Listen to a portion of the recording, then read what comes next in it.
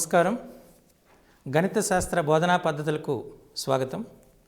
ఈ శీర్షికలో మనం గణిత శాస్త్ర బోధనా పద్ధతుల యొక్క పరిచయాన్ని, లక్ష్యాలని, ఉద్దేశాలని, విలువలని, ప్రముఖ గణిత శాస్త్రజ్ఞుల యొక్క కృషిని, విద్యా ప్రణాళికను, పాఠ్య ప్రణాళికను, యూనిట్ ప్లాన్ని, లెసన్ ప్లాన్ని, అలానే మనం ఇయర్ ప్లాన్ని కూడా నేర్చుకున్నాం.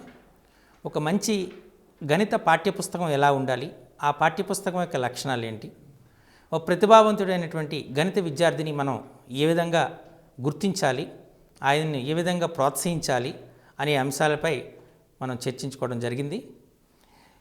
ముఖ్యంగా మూల్యాంకనము అనేటువంటిది చాలా అవసరమైనటువంటిది. ఉపాధ్యాయుడు తన బోధనను కొనసాగించిన తర్వాత తన బోధన వలన విద్యార్థులు ఎంతవరకు నేర్చుకున్నారు అనే అంశాన్ని అంచనా వేయాలంటే ఎవాల్యుయేషన్ అనేటువంటిది చాలా ముఖ్యం.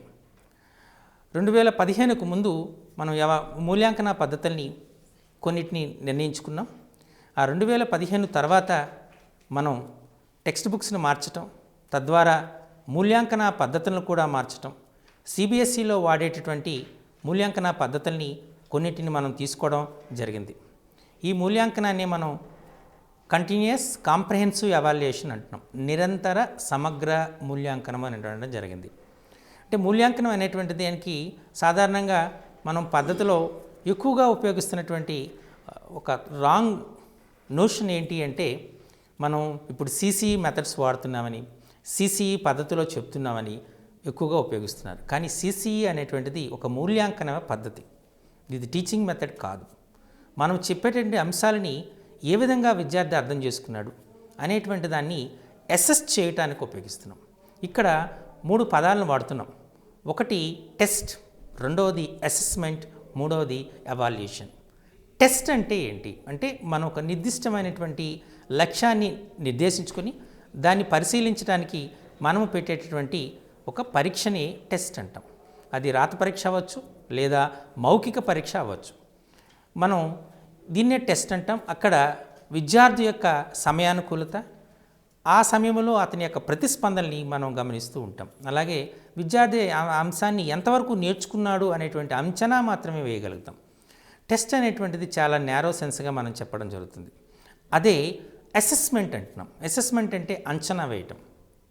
అంచనా ఏమిటంటే, విద్యార్థి విద్యా ప్రమాణాలను ఎంతవరకు నేర్చుకున్నాడు, విద్యా ప్రమాణాలకు ఆధారంగా తన పాఠ్యాంశాన్ని ఎంతవరకు చేయగలుగుతున్నాడు, తను ఎక్స్పెక్ట్ చేసినటువంటి అంచనాలకు, లక్ష్యాలకు విద్యార్థి చేరుకున్నాడా లేదా అని అంచనా వేయడానికి వాడేటటువంటిదని అసెస్మెంట్ అంటున్నాం. ఈ అసెస్మెంట్ అనేటువంటిది ప్రత్యక్షంగా జరగచ్చు, పరోక్షంగా కూడా జరగచ్చు. విద్యార్థికి ఇచ్చినటువంటి నికషలు అంటే అసైన్మెంట్స్ ద్వారా విద్యార్థి యొక్క పాత్రను మనం అంచనా వేయచ్చు. అలాగే విద్యార్థి యొక్క అవగాహన సామర్థ్యాన్ని కూడా మనం అంచనా వేయడానికి సాధ్యమవుతుంది. చివరిగా వచ్చినటువంటిది ఎవాల్యుయేషన్. ఇక్కడ ఎవాల్యుయేషన్ అనగానే అది చెప్పుకుంటే మనకు ఒక కాంప్రహెన్సివ్ మోడ్ అనమాట. విద్యార్థిని అన్ని రకాలుగా మనం పరిశీలన చేయడానికి ఉపయోగపడేది. ఇక్కడ మనం చాలా రకాలను చేస్తున్నాం. అంటే ఒకటి కరిక్యులర్, రెండవది కో కరిక్యులర్ యాక్టివిటీస్ ద్వారా కూడా అంటే మనం చేసి ఆ విద్యార్థి సమగ్రమైనటువంటి అభివృద్ధిని సాధించాడా లేదా అనేటువంటిది మనం మూల్యాంకనం చేయడానికి సాధ్యమవుతుంది. ఇది మూల్యాంకన పద్ధతులని చెప్పడానికి. విద్యార్థిని సమగ్రంగా మనం మూల్యాంకనం చేయాలంటే నిరంతరము మూల్యాంకనం జరగాలి. అది ప్రాజెక్టు రూపంలో కానీ, టెస్ట్ రూపంలో కానీ, లేక రాత పనుల ద్వారా కానీ, మిగతా అంశాల ద్వారా కానీ మనం పరిశీలన చేయాలి. నిరంతరం ఆయన పరిశీలించి ఆయన యొక్క సమగ్ర అభివృద్ధిని మనం అంచనా వేసి చివరగా అతని యొక్క గ్రేడ్ని నిర్వహించడమే మనం ఈ కంటిన్యూస్ కాంప్రహెన్సివ్ ఎవాల్యుయేషన్లో వాడుతూ ఉన్నాం. మరి why the continuous comprehensive evaluation is used అనేది, ఎందుచేత మనం ఈ సమగ్ర నిరంతర మూల్యాంకనాన్ని వాడుతున్నాం అనేటువంటి రీజన్స్ చూద్దాం. External exams are largely inappropriate for the knowledge society of the 21st century and its need for innovative problem solvers. అంటే ఇది యాక్చువల్గా ఒక కొఠారి కమిషన్ ఇచ్చినటువంటి రిపోర్ట్. దీని ప్రకారం ఏంటి అంటే, కేవలం విద్యార్థి యొక్క అవగాహన సామర్థ్యాన్ని మనం అంచనా వేయటం లేదు, వాడి యొక్క బట్టి సామర్థ్యాన్ని మనం అంచనా వేస్తున్నాం. విద్యార్థి కొన్ని ప్రశ్నల్ని కంఠస్థ పెట్టి అదే ప్రశ్నల్ని పరీక్షల్లో రాయటం వల్ల అతను మార్కులు సాధించగలుగుతున్నాడు. ఆ విషయాన్ని అర్థం చేసుకున్నాడా లేదా, ఆ విషయాన్ని అప్లై చేయగలుగుతున్నాడా లేదా, గణిత శాస్త్రం వివిధ శాస్త్రాలతో ఉన్నటువంటి సహసంబంధాన్ని గుర్తించగలుగుతున్నాడా అనేటువంటిది జరగటం లేదు. మీరు చూస్తూనే ఉంటారు, మనం 10th క్లాస్లో ఫస్ట్ క్లాస్ మార్కులు వచ్చినటువంటి విద్యార్థి ఇంటర్మీడియట్లో ఫెయిల్ అవుతూ ఉంటాడు. ఇంటర్మీడియట్లో 90% వచ్చినటువంటి విద్యార్థి ఒక ఇంజనీరింగ్ ఎంట్రన్స్ ఎగ్జామినేషన్ రాసేటప్పుడు కనీసం 30% మార్కులు తెచ్చుకోవడానికి కూడా కష్టపడుతూ ఉన్నాడు.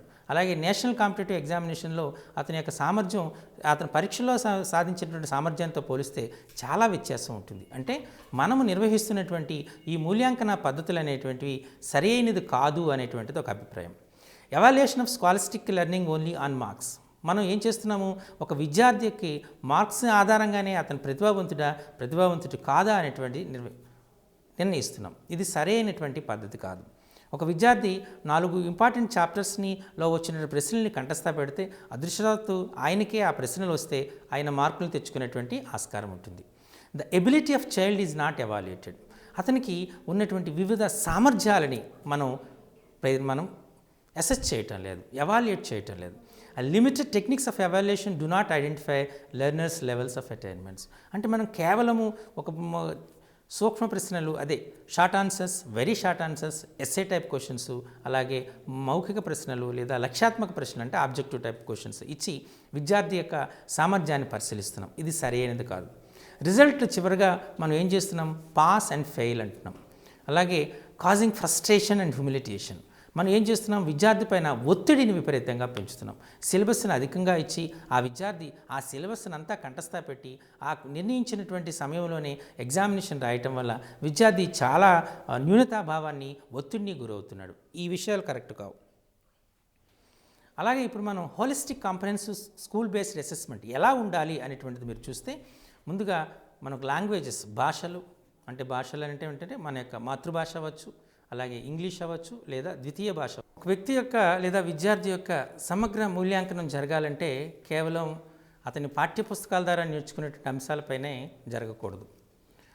ఆయన యొక్క భాషా జ్ఞానం ఎలా ఉంది అంటే, భాషా జ్ఞానం అంటే ప్రథమ భాష, ద్వితీయ భాష, అలాగే తృతీయ భాష అనేటువంటి లేదా ఇంటర్నేషనల్ లాంగ్వేజ్ అనేటువంటి ఇంగ్లీష్లో ఎలా ఉంది, అలాగే వివిధ అంశాలంటే ఆయన నేర్చుకునేటువంటి గణితము, భౌతిక శాస్త్రము, రసాయన శాస్త్రము, జీవశాస్త్రము, అలాగే సాంఘిక శాస్త్రము. ఈ అంశాల్లో విద్యార్థి యొక్క ప్రతిభను మనం కొలవచ్చు.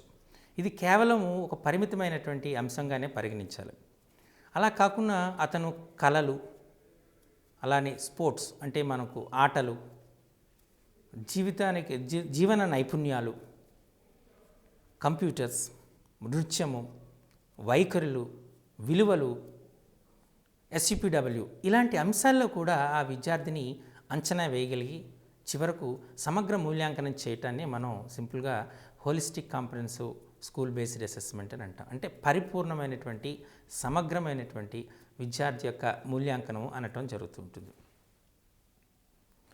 మరి ఇప్పుడు మనం చూస్తున్నాం లేటరల్ థింకింగ్ ఎలా ఉంటుంది, ఈ జీవన నైపుణ్యాలు ఎలా ఉంటాయని చూస్తే మనం ఈ లివింగ్ థింగ్స్ని మనం చాలా రకాలుగా వర్గీకరణ చేయొచ్చు. ఈ వర్గీకరణలో మనకు ముందుగా వచ్చినటువంటివి ముఖ్యంగా మనం గుర్తుపెట్టుకోవాల్సినటువంటి లాంగ్వేజెస్, భాషలు, గణితము, సైన్స్లో కూడా 3 రకాలు వస్తాయి.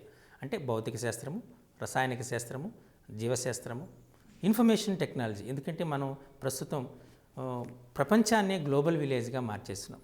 కాబట్టి ఈ ఇన్ఫర్మేషన్ టెక్నాలజీ అనేటువంటిది చాలా ముఖ్యమైనటువంటి అంశం. సోషల్ సైన్సెస్ అంటే సాంఘిక శాస్త్రము, పని అనుభవము, అలాగే పుస్తకాలు రాయటం, పెయింటింగ్స్ వేయటము, సంగీతం నేర్చుకోవటం, అలాగే హోమ్ సైన్స్, అలాగే ఆరోగ్యము మరియు వ్యాయామ విద్య. ఈ అంశాలను కూడా మనం అంచనా వేయాలి. ఇవన్నీ స్కాలస్టిక్స్గా వస్తాయి. వీటిలో విద్యార్థి యొక్క ప్రతిభ ఎలా ఉంది, ఒక విద్యార్థి మంచిగా పద్యరచన చేయగలుగుతాడు, ఒక విద్యార్థి మంచి పాటలను రాయగలుగుతాడు, అతనికి భాషా నైపుణ్యం బాగా ఉంటుంది, కానీ గణితము, సామాన్య శాస్త్రంలో నైపుణ్యం తక్కువగా ఉంటుంది.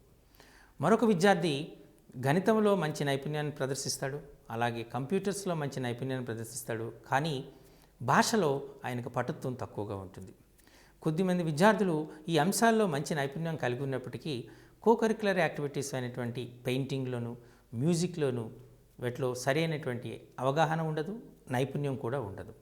కొద్దిమంది విద్యార్థులకు ఈ ఆరోగ్యము, వ్యాయామం విద్య పైన సరైన అవగాహన ఉండదు. అంటే ఒక విద్యార్థి ఈ అన్ని అంశాల్లో కూడా నైపుణ్యాన్ని ప్రదర్శించేటప్పుడే ఆయనను మనం సమగ్ర నిరంతర మూల్యాంకనం చేసినట్టుగా మనం పేర్కొనవచ్చు. అందుచేత మనం ఈ సమగ్ర నిరంతర మూల్యాంకనాన్ని ప్రస్తుతం ఉపయోగంలోకి ఉంచుతున్నాం. మరి ఇప్పుడు స్కోలాస్టిక్ అనేటువంటిది అంటారు. అంటే లైఫ్ స్కిల్స్, జీవన నైపుణ్యాలు, వైఖరులు, విలువలు. బయట విద్యార్థి యొక్క ప్రవర్తన ఎలా ఉంది, సో డిఫరెంట్ క్లబ్స్ అనేటువంటిది ఏర్పడుతుంది. ఎకో క్లబ్ అని, హెల్త్ క్లబ్స్ అని మనం రకరకాలుగా వాడుతున్నాం. అలాగే సైంటిఫిక్, సామాజికమైనటువంటి సాంఘికమైనటువంటిదే కాకుండా శాస్త్రీయమైనటువంటి సాంకేతికపరమైనటువంటి వైఖరి ఎలా ఉంది, అతని నైపుణ్యాలు ఎలా ఉన్నాయి. ఈస్థెటిక్ సెన్స్ అంటే సౌందర్యోపాసన, అంటే మన ప్రకృతిని మనం శుభ్రంగా ఉంచుకోవాలి, లేదా ప్రకృతిని మనం ఆస్వాదించాలి, ప్రకృతిని మనం పరిరక్షించాలి అనేటువంటి భావన కలిగి ఉండాలి. అందుచేతనే మనం ఇప్పుడు స్వచ్ఛ భారత్ అనేటువంటిది మనం అనేదాన్ని ఇంట్రడ్యూస్ చేయడం జరిగింది. ఈ స్వచ్ఛ భారత్లో తన పరిసరాలు, తన చుట్టూ ఉన్నటువంటి వాతావరణాన్ని మనం పరిశుభ్రంగా ఉంచాలనేటువంటిది, ఈ రకమైనటువంటి అభిప్రాయాన్ని విద్యార్థుల్లో కలుగు చేయాలి. అలాగే వివిధ రకాలైనటువంటి కళల్లో ఆయన ప్రాధాన్యత ఉండాలి. సంగీతంలో కానీ, నృత్యంలో కానీ, పెయింటింగ్లో కానీ ఏదో ఒక కళలో మంచి ప్రాధాన్యత కలిగి ఉంటే మనం ఒక ప్రోవర్బ్ వినే ఉంటాం. ఎవరైతే మనం శాస్త్రీయ సంగీతంలో నిపుణులు కలిగి ఉంటారో వాళ్ళకి నిర్దిష్టమైన డిసిప్లైన్ ఉంటుంది అనేటువంటి ఒక అంశం ఉంటుంది. ఇది మనం ఈ CCEని వాడడానికి చేస్తుంది. ఇప్పుడు చూస్తున్నటువంటి ఈ చార్ట్లో కంటిన్యూస్ కాంప్రహెన్సివ్ ఎవాల్యుయేషన్లో ఒక విద్యార్థి యొక్క ప్రావీణ్యత ఎలా ఉంది అనేటువంటిది మనం చూడటం జరిగింది. మరి దాని ఆధారంగానే గ్రేడింగ్స్ ఇవ్వడం జరిగింది. మీకు ఈ గ్రేడింగ్స్ ఇవ్వడానికి గల కారణాలని సవివరంగా వివరించవలసి ఉంది. మనకు ప్రస్తుతం గ్రేడింగ్స్ని వాడుతున్నాం. ఒకప్పుడు మార్కులను వాడేవాళ్ళం. అందుచేత అనారోగ్యమైన వాతావరణం పెరిగింది. స్కూల్స్ మధ్యలో మా విద్యార్థి ఈ సబ్జెక్టులో 100 మార్క్స్ తెచ్చుకున్నాడు, 100 మార్కులు సాధించినటువంటి విద్యార్థుల సంఖ్య 432 అంటూ చాలా హడావిడి చేస్తూ కనబడుతూ ఉంటుంది. తల్లిదండ్రులు కూడా మా అబ్బాయి 100 మార్కులు తెచ్చుకోలేకపోయాడు, 99 మార్కులే తెచ్చుకున్నాడు, ఆ 1 మార్కు తెచ్చుకోలేదు అనేటువంటి ఒక రకమైనటువంటి స్ట్రెస్ని ఆ విద్యార్థులపైన కలుగజేయటం, విద్యార్థులు న్యూన్యతాభావానికి ఫీల్ కావటం, చివరకు ఆత్మహత్యలు కూడా జరగటం అనేటువంటిది మనం చూస్తూ ఉన్నాం. అలాగే ఆయన సాధించినటువంటి మార్కులకు అతని ప్రతిభకు ఏ విధమైనటువంటి సంబంధం లేకుండా ఉండడం కూడా మనం గమనించే ఉంటాం. మీరు చూస్తూ ఉంటారు, చాలామంది విద్యార్థులు మనం 10th క్లాస్లో మంచి మార్కులతో పాస్ అయ్యేవారు. అదే ఇంటర్మీడియట్కి వచ్చేటప్పటికి సగానికి సగం ఫెయిల్ అవుతూ ఉండడం జరిగింది. నేను 2002లో జరిగినటువంటి ఒక మార్కుల యొక్క విశ్లేషణ తెలియజేస్తాను. 2002లో సుమారు అన్డివైడెడ్ ఏపీ అంటే అవిభాజ్య ఆంధ్రప్రదేశ్ నుండి సుమారు 12 లక్షల మంది విద్యార్థులు పరీక్ష రాయగా సుమారు 8 లక్షల మంది విద్యార్థులు పాస్ అయ్యారు. 8 లక్షల మంది విద్యార్థులు పాస్ అయ్యారు. ఈ 8 లక్షల విద్యార్థుల్లో తిరిగి ఏదో ఒక ఇంటర్మీడియట్ గ్రూప్ని చేసి ఉంటారు, అంతే కదా. లేదా కనీసము 80% మంది విద్యార్థులు వివిధ ఇంటర్మీడియట్ గ్రూపుల్లోకి చేరారు అనుకుందాం. మరి 80% విద్యార్థులు అంటే 8 లక్షలు పాస్ అయ్యారు, 80% అంటే 6,40,000 మంది. ఈ 6,40,000 మంది మరి ఇంటర్మీడియట్ విద్యా కోర్సుల్లో జాయిన్ అయ్యేటప్పుడు పాస్ శాతం ఎలా ఉండాలి, అంతే శాతం ఉండాలి, లేదా ఇంప్రూవ్ కావాలి. మనం ఇప్పుడు చూస్తే ఆ సంవత్సరం కేవలం 40% మాత్రమే విద్యార్థులు పాస్ అయ్యారు. అంటే 10th క్లాస్లో పాస్ అయిన విద్యార్థి ఇంటర్మీడియట్లో పాస్ కాలేదు. అలానే ఎవరైతే మంచి మార్కులు సాధించారో వాళ్ళు ఇంజనీరింగ్లో చాలామంది ఫెయిల్ అయ్యారు. దీనికి కారణం ఏంటి అంటే మనం చేసేటువంటి మూల్యాంకనానికి సరి అయినటువంటి పద్ధతి కాదు. అందుచేత దీనిపైన సమగ్రమైనటువంటి విశ్లేషణ జరిగింది. ఈ విశ్లేషణ ఆధారంగా ఒక విద్యార్థి 100 మార్క్స్ తెచ్చుకోకపోవడము, 100 మార్క్స్కి 99 మార్క్స్కి పెద్ద వ్యత్యాసం లేదు, కానీ వాళ్ళ మార్కుల ద్వారా ఆయనకు ప్రతిభను అంచనా వేయడం సరికాదని చెప్పి గ్రేడింగ్స్ అనేటువంటి చేయడం జరిగింది. ప్రజెంట్ గ్రేడింగ్స్లో మనం 91 నుంచి 100 వచ్చే వాడికి A1 గ్రేడ్ ఇస్తున్నాం. అంటే 10 పాయింట్స్ ఇస్తున్నాం. 10 పాయింట్స్ అనేటువంటి ఇవ్వడం జరుగుతుంది. 10 పాయింట్స్ అంటే అర్థం 91 మార్కులు తెచ్చుకున్న విద్యార్థికి 10 పాయింట్స్ వస్తుంది, అలాగే 92 మార్కులు వచ్చిన విద్యార్థికి 10 పాయింట్స్ వస్తుంది. ఈవెన్ 100కి 100 తెచ్చుకున్న వాళ్ళకి కూడా 10 పాయింట్స్ రావటం మనం గమనిస్తూ ఉన్నాం. అంటే 91 నుంచి 100 వచ్చినటువంటి విద్యార్థికి మనం చేయడం జరుగుతుంది. అలానే విద్యార్థి పాసు ఫెయిలు అనేటువంటిది మనం చేస్తున్నాం. ఈ విద్యార్థి పాస్ అయ్యాడు, ఈ విద్యార్థి ఫెయిల్ అయ్యాడు అనేటువంటి చేయటం అనేటువంటి చేస్తున్నాం. ఇది సరైన పద్ధతి కాదు. ఆ విద్యార్థి యొక్క గ్రేడ్ ఏమిటి అంటే ఏ స్థాయిలో ఉన్నాడు అని మాత్రమే చెప్తే విద్యార్థి న్యూనతాభావానికి ఫీల్ అయ్యే అవకాశం లేదు. అందుచేత ప్రజెంట్ మనం ఏం చేస్తున్నామంటే ఈ గ్రేడ్ సిస్టాన్ని పెడుతున్నాం. A+, B+, C, D అనేటువంటి దాడుతున్నాం. అయితే ప్రస్తుతం మనం వాడేటువంటి గ్రేడ్స్ ఏంటంటే A1, A2, B1, B2, C1, C2, D, E అనేటువంటి గ్రేడింగ్ని మనం వాడటం జరుగుతుంది. మనం CBSE నుంచి నేరుగా తీసుకోకపోయినా మనం కొన్ని మార్పులతో ఈ గ్రేడింగ్ సిస్టాన్ని పెట్టడం జరిగింది. మరి ఈ గ్రేడింగ్ సిస్టమ్ మనకు ఎనాలిసిస్ చేయటం ఎలా? ఎనాలిసిస్ అనేది చాలా ముఖ్యమైనటువంటిది. ముందుగా మనం విద్యా ప్రమాణాలని నిర్ణయించాం. ఈ విద్యా ప్రమాణాలని అకాడమిక్ స్టాండర్డ్స్ అంటారు. ఈ అకాడమిక్ స్టాండర్డ్స్ ఆధారంగానే పుస్తకాలు రాయబడినాయి. అది ఆధారంగానే ఈ ఎవాల్యుయేషన్ అనేటువంటి జరగడం జరుగుతుంది. మనం ఈరోజు పరీక్షని ఈ రెండు రకాలుగా చేయడం జరుగుతుంది. ఒకటి ఫార్మేటివ్ అసెస్మెంట్ అని, రెండవది సమ్మేటివ్ అసెస్మెంట్ అని 2 రకాలుగా చేస్తున్నాం. Formative, summative assessment. సంవత్సరానికి 4 సార్లు ఫార్మేటివ్ అసెస్మెంట్ని జరుపుతున్నాం. జూలై నెలలో ఒకటి, ఆగస్టు నెలాఖరులో ఒకటి, డిసెంబర్ నెలలో ఒకటి, ఫిబ్రవరి నెలలో ఒకటి. ఈ విధంగా మనం 4 ఫార్మేటివ్ అసెస్మెంట్స్ని కండక్ట్ చేయడం జరుగుతుంది. అలాగే 2 సమ్మేటివ్ అసెస్మెంట్ని కండక్ట్ చేయడం జరుగుతుంది. సమ్మేటివ్ అసెస్మెంట్ సర్వసాధారణంగా సెప్టెంబర్ నెలాఖరులో కానీ అక్టోబర్ మొదటి వారంలో ఉంటుంది. అలాగే సమ్మేటివ్ 2 అనేటువంటిది మార్చి నెలాఖరులో లేదా ఏప్రిల్ నెల మొదటి వారంలో కానీ ఉండటం జరుగుతూ ఉంటుంది. ఇది సమ్మేటివ్ 1, సమ్మేటివ్ 2 అంటే 2 రకాలైనటువంటి చేస్తున్నాం. ఈ ఫార్మేటివ్ అసెస్మెంట్స్ మనం చూస్తే ఫార్మేటివ్ అసెస్మెంట్లో మనం కొన్ని నిర్దిష్టమైన టూల్స్ని పెట్టుకున్నాం. అంటే మనం ఉదాహరణకి మ్యాథమెటిక్స్ అనే సబ్జెక్ట్ని తీసుకుందాం.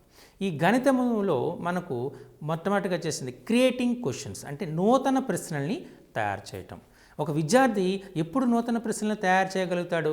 ఆ విద్యార్థి అన్ని పాఠ్యాంశాలని అర్థం చేసుకున్నప్పుడు, సమగ్రంగా అర్థం చేసుకున్నప్పుడే నూతన ప్రశ్నలను రూపొందించగలుగుతాడు.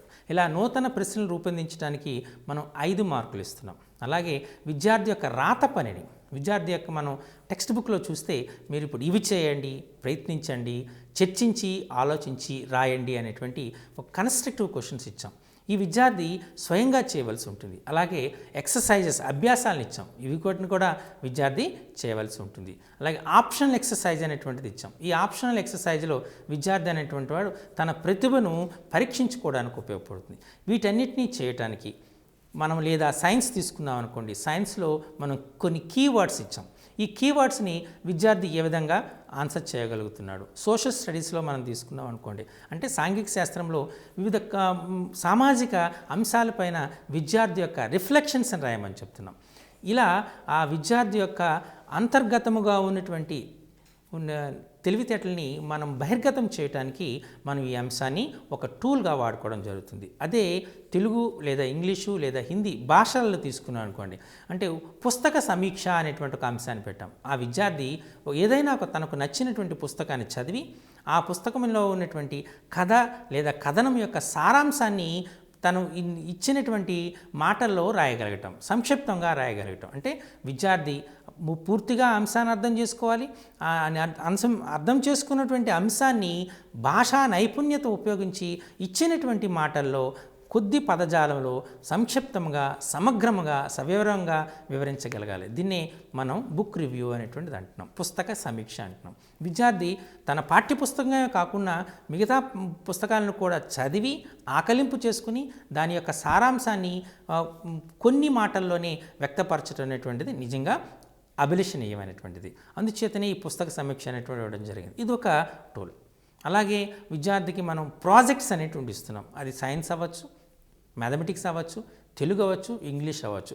ఏ భాష సంబంధించిన పాఠ్యాంశం కానీ లేదా అంటే గణితము, రసాయనిక శాస్త్రము, భౌతిక శాస్త్రము, జీవశాస్త్రము, సాంఘిక శాస్త్రం ఈ అంశం కావచ్చు, విద్యార్థికి ఒక నిర్దిష్టమైనటువంటి ప్రాజెక్ట్ ఇవ్వడం జరుగుతుంది. ఆ ప్రాజెక్టుకు ఒక నిర్దిష్టమైన లక్ష్యం ఉంటుంది. విద్యార్థి ఆ లక్ష్యానికి ఆధారంగా సమగ్రమైనటువంటి వివరాలని సేకరిస్తాడు. సేకరించడమే కాదు, వాటిని విశ్లేషణ చేస్తాడు. విశ్లేషణ చేసిన దాన్ని పట్టిక రూపంలో కానీ, పట రూపంలో కానీ, గ్రాఫ్ రూపంలో కానీ వాటిని సమగ్రంగా వర్గీకరణ చేస్తాడు. ఇలా వర్గీకరణ చేసినటువంటి అంశాలని క్రోడీకరించి ఫలితాన్ని తెలియజేస్తాడు. అంటే విద్యార్థి యొక్క విశేషమైనటువంటి నైపుణ్యాన్ని వెలికి తీయటానికి, అలాగే తన తోటి విద్యార్థులతో కలిసిమెలిసి ఉండేటువంటి సామర్థ్యాన్ని, అంటే ఇక్కడ విలువలు కూడా పెరుగుతున్నాయి, సామర్థ్యాన్ని, అలానే ప్రజెంటేషన్ స్కిల్స్ అంటే మనం చెప్పేటటువంటి నైపుణ్యాన్ని, ఇన్ని అంశాలని ఒక ప్రాజెక్ట్ ద్వారా అతను ప్రదర్శించడానికి అవకాశాన్ని కల్పిస్తున్నాం. చివరగా మనం పేపర్ పెన్సిల్ టెస్ట్ అంటున్నాం. అంటే ఒక 20 మార్కులకు ప్రశ్నల్ని మనం ఇచ్చి ఆ విద్యార్థి యొక్క రాత నైపుణ్యాన్ని, అలాగే సమయానుకూలంగా స్పందించే నైపుణ్యాన్ని మనం పరీక్షిస్తున్నాం. ఇలా 4 టూల్స్ ద్వారా విద్యార్థి యొక్క అవగాహన సామర్థ్యాన్ని, ప్రతిభా నైపుణ్యాల్ని మనం అంచనా వేస్తున్నాం. అందుచేత దీన్ని మనం ఫార్మేటివ్ అసెస్మెంట్ అంటున్నాం. ఇది అసెస్మెంట్, అంచనా వేయడం జరుగుతుంది, మనం ఖచ్చితంగా నిర్ణయించడం సాధ్యం కావటం లేదు. ఇలా ఫార్మేటివ్ 1, ఫార్మేటివ్ 2 అనేటువంటి అసెస్మెంట్స్ని చేసిన తర్వాత మనం సమ్మేటివ్ అసెస్మెంట్ని మనం చేయడం జరుగుతుంది. ఇందులో కొన్ని పాఠ్యాంశాల మీద వచ్చినటువంటి ప్రశ్నలు ఇచ్చి విద్యార్థి యొక్క రచనా నైపుణ్యాన్ని, అలాగే వ్యక్తపరిచే నైపుణ్యాన్ని, అవగాహన సామర్థ్యాన్ని, అప్లికేషన్ సామర్థ్యాన్ని, అతని యొక్క జ్ఞానాన్ని, ఈ అన్ని అంశాలని పరిశీలన చేయడం జరుగుతుంటుంది. ఈ రకంగా మనం ప్రయోగించి వీటితో పాటు మనం కోకరిక్యులర్ యాక్టివిటీస్ అయినటువంటి జీవన నైపుణ్యాలు, కంప్యూటర్ విద్య, ఆరోగ్యము, వ్యాయామ విద్య, కళలు, సాహిత్యము అని ఈ 4 అంశాల మీద కూడా విద్యార్థి యొక్క నైపుణ్యాన్ని పరిశీలించడం జరుగుతుంది. ఇన్ని రకాలుగా మనం పరిశీలించి అంచనా వేసి చివరకు ఫలితాన్ని మనం వ్యక్తపరుస్తున్నాం, ఫలితాన్ని అనౌన్స్ చేస్తున్నాం. అందుచేత దీన్ని మనం కంప్లీట్గా సమగ్ర నిరంతర మూల్యాంకనము, నిరంతర సమగ్ర మూల్యాంకనము అని కూడా అంటారు. ఇది అయితే మన స్కూలే, మన పాఠశాలే ఒక క్లినిక్గా వాడడం. విద్యార్థి ఏ అంశంలో వెనుకబడి ఉన్నాడు, విద్యార్థి ఏ అంశంలో తన ప్రతిభను ప్రదర్శిస్తున్నాడు, విద్యార్థి తను ఏ అంశాలను నేర్చుకోవడానికి ఉత్సుకతను చూపుతున్నాడు, అంటే ఇంట్రెస్ట్ని చూపుతున్నాడు, ఇవన్నీ అంచనా చేయగలుగుతుంది. అలాగే మనకు విద్యార్థికి ఏ రకమైనటువంటి బోధనాన్ని ఉపయోగించాలి, ఉపాధ్యాయుడు ఉపయోగించవలసిన బోధనా పద్ధతులు ఏంటి, బోధనా వ్యూహాలు ఏమిటి అనే అంశాల మీద మనం ఇక్కడ చర్చ చేయడం జరుగుతూ ఉంటుంది. మరి what is continuous comprehensive evaluation అనేటువంటి అంశానికి వస్తే, మనకు ఈ కంటిన్యూస్ కాంప్రహెన్సివ్ ఎవాల్యుయేషన్లో మన స్కూల్లో చెప్పాను కదా, మీకు చెప్పినట్టు 2 అంశాలను చేస్తున్నాం. ఒకటి ఫార్మేటివ్ అసెస్మెంటు, రెండవది సమ్మేటివ్ అసెస్మెంట్. ఈ ఫార్మేటివ్ అసెస్మెంటు, సమ్మేటివ్ అసెస్మెంటు అనేటువంటి ఈ 2 అంశాల ద్వారా విద్యార్థి యొక్క నైపుణ్యాల్ని, అవగాహన సామర్థ్యాన్ని, ప్రతిభా పాఠవాలని మనం అంచనా వేయటం జరుగుతూ ఉంటుంది. కాబట్టి నిజంగా ఈ సీసీఈకి అనేటువంటిది ఉంటుందా, అసలు సీసీఏలో ఉన్న పదాలేంటి, దాని అర్థం ఏంటి మనం చెప్పడానికి, ఇట్స్ అ కంటిన్యూస్, నిరంతరము జరుగుతూ ఉండాలి. అంటే కేవలం ప్రారంభంతో అయిపోయి చివరకు అయిపోయినది అని అనిపించడం కాదు, ఇట్స్ అ కంటిన్యూయల్, నిరంతరంగా జరగాలి. జూన్ నెలలో మనం అతనికి ఒక బేస్ లైన్ టెస్ట్ అనేటువంటిది పెడతాం. బేస్ లైన్ టెస్ట్ ఆధారంగా విద్యార్థి యొక్క పూర్వ జ్ఞానాన్ని మనం అంచనా వేస్తాం. నిజంగా ఈ సంవత్సరం నేర్చుకోవాల్సినటువంటి అంశాలు విద్యార్థి అవగాహన చేసుకోగలడా, చేసుకుంటే ఆయన యొక్క అవగాహన సామర్థ్యం ఎంత మేరకు ఉంది, వాటిని మనం అంచనా వేయడం జరుగుతుంది. తదనుగుణంగా కావలసినటువంటి బోధనా సామగ్రిని, బోధనా నైపుణ్యాల్ని, బోధనా పద్ధతుల్ని, బోధనా వ్యూహాలని ఉపాధ్యాయుడు నిర్ణయించుకుంటాడు. తను చెప్పే పాఠ్యాంశంలో ఈ పూర్వ జ్ఞానాన్ని తెలిపేటటువంటి అంశాలను కూడా క్రోడీకరించి మనం పాఠ్యాంశాన్ని బోధించడానికి ఆస్కారం ఉంటుంది. అతన్ని అనేక రకాలుగా మనం పరిశీలన చేస్తాం, అంచనా వేస్తాం, పరీక్షిస్తాం. అంటే విద్యార్థి యొక్క రాత నైపుణ్యాలు ఎలా ఉన్నాయి, ప్రతిస్పందన నైపుణ్యాలు ఎలా ఉన్నాయి, అలాగే సామాజిక నైపుణ్యాలు ఎలా ఉన్నాయి, ఒక క్లాస్ రూమ్లో విద్యార్థి యొక్క పార్టిసిపేషన్ ఎంత ఉంది, విద్యార్థి చురుకుగా ఉన్నాడా, లేదా పాఠ్యాంశం యొక్క డెవలప్మెంట్లో పార్టిసిపేట్ చేస్తున్నాడా లేదా, ఇలాంటి అంశాలన్నింటినీ కూడా ఉపాధ్యాయుడు అంచనా వేస్తూ ఉంటాడు. అంటే నిరంతరము అతని యొక్క ప్రతిభా సామర్థ్యాలని అంచనా వేయటం జరుగుతూ ఉంటుంది. It's a continuous and periodicity frequency term. మీకు చెప్పినట్టు మనము 4 ఫార్మేటివ్ అసెస్మెంట్స్ని, 2 సమ్మేటివ్ అసెస్మెంట్స్ని కండక్ట్ చేయడం జరుగుతుంది. మనకు జూలై మొదటి వారంలో, అంటే జూలై మొదటి వారంలో లేదా జూలై 2వ వారంలో ఫార్మేటివ్ అసెస్మెంట్ 1 అనేటువంటిది మనం చేస్తాం. బేస్లైన్ టెస్ట్ జూన్లో జరుగుతుంది. ఒక మంత్ జరిగిన తర్వాత లేదా 2 నెలలు జరిగిన తర్వాత, అంటే జూలై మొదటి వారంలో కానీ జూలై చివరి వారంలో కానీ ఒక టైం ఇస్తున్నాం. అంటే మనం జూలై మొదటి వారం నుండి జూలై చివరి వారం వరకు ఉన్నటువంటి టైంలో ఉపాధ్యాయుడు ఈ ఫార్మేటివ్ అసెస్మెంట్ 1ని నిర్వహించవలసి ఉంటుంది. ఇది ఒకటి. తర్వాత మనకు సెప్టెంబర్ నెలలో మనం రెండవది ఆగస్టు నెలాఖరులో కానీ సెప్టెంబర్ మొదటి వారంలో కానీ రెండవ ఫార్మేటివ్ అసెస్మెంట్ని కండక్ట్ చేస్తాం. ఈ సెప్టెంబర్ నెలాఖరులో కానీ అక్టోబర్ మొదటి వారంలో కానీ మనం సమ్మేటివ్ 1 ఎగ్జామినేషన్ కండక్ట్ చేస్తాం. అలాగే నవంబర్ నెలాఖరులో కానీ డిసెంబర్ మొదటి వారంలో కానీ మనం ఫార్మేటివ్ 3 ఎగ్జామినేషన్ కండక్ట్ చేస్తాం. ఫిబ్రవరిలో మనం ఫార్మేటివ్ 4ని చేస్తాం. అలాగే చివరిగా ఉన్నటువంటి మార్చి నెలలో మనం సమ్మేటివ్ 2 ఎగ్జామినేషన్ కండక్ట్ చేస్తాం. అంటే ఒక నిర్దిష్టమైనటువంటి కాల పరిమితి, కాల వ్యవధి అనేటువంటిది ఉంటుంది. అందుచేత దీనికి నిర్దిష్టమైన కాల పరిమితి ఉంది, కాల వ్యవధి ఉంది అనేటువంటిది క్లారిటీగా మనం చెప్పే అవకాశం ఉంటుంది. అలానే మీరు చూస్తే ఇట్స్ ఎ స్కాలస్టిక్, అంటే సబ్జెక్ట్ స్పెసిఫిక్ ఏరియాస్, అంటే ఒక నిర్దిష్టమైన సబ్జెక్ట్స్లో తెలుగులో, ఇంగ్లీష్లో, హిందీలో, అలానే అయితే ఒకవేళ ఉర్దూ అనేటువంటిది మాతృభాష అయితే ఉర్దూలో, గణితంలో, సామాజిక శాస్త్రంలో, సామాన్య శాస్త్రంలో విద్యార్థి యొక్క సామర్థ్యాలని మనం అంచనా చేస్తున్నాం. ఇది మొదటిది. అలాగే కోస్కొలాస్టిక్, అంటే జీవన నైపుణ్యాల్లో, వైఖరుల్లో, విలువలలో, సామాజిక విలువలలో, అలాగే విద్యార్థి యొక్క కళలు, సంస్కృతిలో అతని యొక్క ప్రవేశంలో, అలానే మనకు ఆరోగ్యము, వ్యాయామం విద్యలో విద్యార్థిని అంచనా వేస్తున్నాం. అతని యొక్క పార్టిసిపేట్ని మనం పరిశీలిస్తున్నాం. విద్యార్థి యాక్టివ్గా పార్టిసిపేట్ చేస్తున్నాడా లేదా అనే అంశాన్ని చేయడం జరుగుతూ ఉంటుంది. అంటే విద్యార్థి విషయంలో ఎంతవరకు నైపుణ్యాన్ని కలిగి ఉన్నాడు, తన జీవన నైపుణ్యాల్లో కావలసినటువంటి కనీస సామర్థ్యాల్లో, సామాజిక విలువలలో విద్యార్థి ఎంత మేరకు నైపుణ్యం కలిగి ఉన్నటువంటిది అంచనా వేయడానికి ఆస్కారం ఉంటుంది. అంటే ఇది కాంప్రహెన్సివ్, కేవలము విషయ నైపుణ్యమే కాకుండా తన జీవన నైపుణ్యాలను కూడా అంచనా వేస్తున్నాం కాబట్టి దాన్ని మనం కాంప్రహెన్సివ్ అంటారు. Includes a variety of tools and techniques of assessment of the learner. కేవలం మోస పద్ధతిలో, ఓల్డ్ రస్టెడ్ మెథడ్, ఏదో పురాతన పద్ధతుల్లో విద్యార్థిని అంచనా వేయటం లేదు. మనం విద్యార్థిని అన్ని రకాలుగా పరిశీలన చేస్తున్నాం. ప్రాజెక్ట్స్ ద్వారా విద్యార్థిని పరిశీలిస్తున్నాం, రాత పనుల ద్వారా విద్యార్థిని పరిశీలిస్తున్నాం, పుస్తక సమీక్ష ద్వారా విద్యార్థులను పరిశీలిస్తున్నాం. అలాగే సామాజిక అంశాలపై అతని యొక్క ప్రతిస్పందన ఎలా ఉంది అనేటువంటిది పరిశీలిస్తున్నాం. గణితంలో నూతన ప్రశ్నల్ని తయారు చేయడం ద్వారా, అలాగే తను నేర్చుకున్నటువంటి భౌతిక, రసాయనిక, జీవశాస్త్రంలోని అంశాలని తన నిత్య జీవితంలో ఎలా ఉపయోగించుకుంటున్నాడు అనేటువంటి అంశాలను కూడా మనం ఉపయోగిస్తున్నాం. ఇలా చాలా అంశాలని సమగ్రంగా మనం నిరంతరంగా చేస్తున్నాం కాబట్టి ఇది ఒక సమగ్రమైనటువంటి మూల్యాంకనాన్ని కూడా చెప్పచ్చు. ఓకే, మరి చివరిగా ఉన్నటువంటిది scholastics, academics, working experience, physical and health education, వ్యాయామ విద్య, శారీరక విద్య, అలాగే కళలు, వీటన్నిటిపై కూడా విద్యార్థి నైపుణ్యాలు ఎలా ఉన్నాయి, తరగతి లోపల, తరగతి బయట అతని యొక్క ప్రవర్తన తీరు ఎలా ఉంది, ఆ వివిధ సబ్జెక్టుల పైన అతనికి ఉన్నటువంటి ఆసక్తి ఎలా ఉంది, అతని యొక్క ప్రతిస్పందన ఎలా ఉన్నాయి అనేవి అన్నింటినీ సమగ్రంగా మనం అంచనా వేయడానికి ఉపయోగపడుతుంది. మరి ఎలా చేస్తాం? మీకు చెప్పినట్టు మనం 2 రకాలైనటువంటి ఎవాల్యుయేషన్స్ని వాడుతున్నాం. దానికి అంచనా, ఒకటి ఫార్మేటివ్ అసెస్మెంట్, మీకు చెప్పినట్టు ఫార్మేటివ్, ఇది కేవలం ఫార్మల్గానే ఉండాలి. విద్యార్థికి తను అంచనా వేస్తున్నట్టు ఉపాధ్యాయుడు ఏ సందర్భంలోనూ తెలియచేయకూడదు. మనం ఒక పాఠ్యాంశం పూర్తయిన వెంటనే విద్యార్థులకు కొన్ని నూతన సమస్యలు తయారు చేయమని ఇస్తాం. విద్యార్థి నూతన సమస్యలను తయారు చేస్తాడు. ఆ సెంటెన్స్ కన్స్ట్రక్షన్లో కానీ, ప్రశ్నలను తయారు చేసేటువంటి విధానంలో కానీ, ప్రశ్నించే విధానంలో కానీ ఉన్న తప్పులని ఉపాధ్యాయుడు సరిచేసి అతన్ని ఎంకరేజ్ చేస్తాడు. దానివల్ల విద్యార్థి మరికొన్ని ప్రశ్నలను తయారు చేయడానికి ఆస్కారం ఉంటుంది. విద్యార్థి ప్రశ్నలను తయారు చేసే సామర్థ్యాన్ని పొందాడు అంటే అర్థం ఖచ్చితంగా ఆ విద్యార్థి ఆ అంశాలపైన సరి అయిన అవగాహన కలిగి ఉన్నాడు.